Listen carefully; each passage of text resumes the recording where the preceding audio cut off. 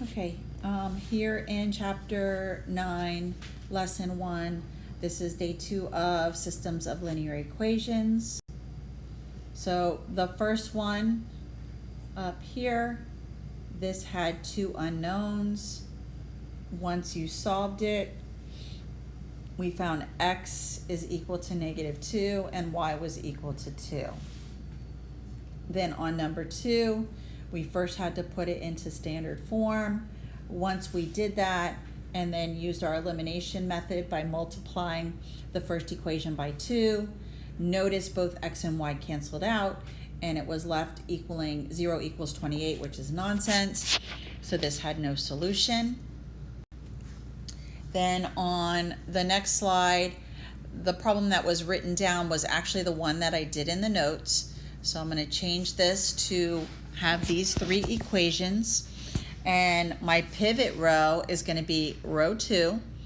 And remember, when you choose a pivot row, you need to add that to the other 2 equations. So I'm going to add my pivot row of 2 to 1 and to equation 3. And then now I end up with 2 unknowns of y and z. And then I'll use an elimination. And I find z first, and z equals 2.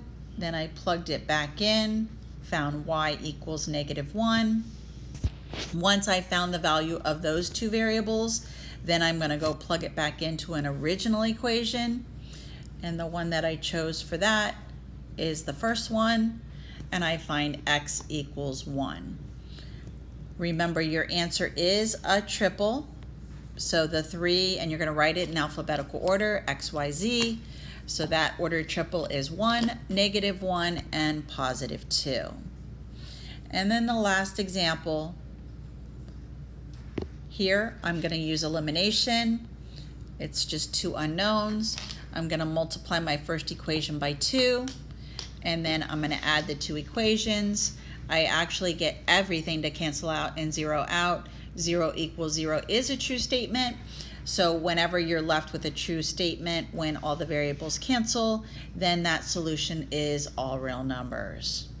So these are 4 more examples to help you practice 9-1. Again, the homework for 9-1, A and B, is due on Tuesday, and then your test is next Thursday.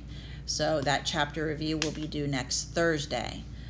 So on Tuesday, have your questions ready for me for any homework questions you want to see or anything you want to see completed out of the review. Have a great weekend. See you next Tuesday.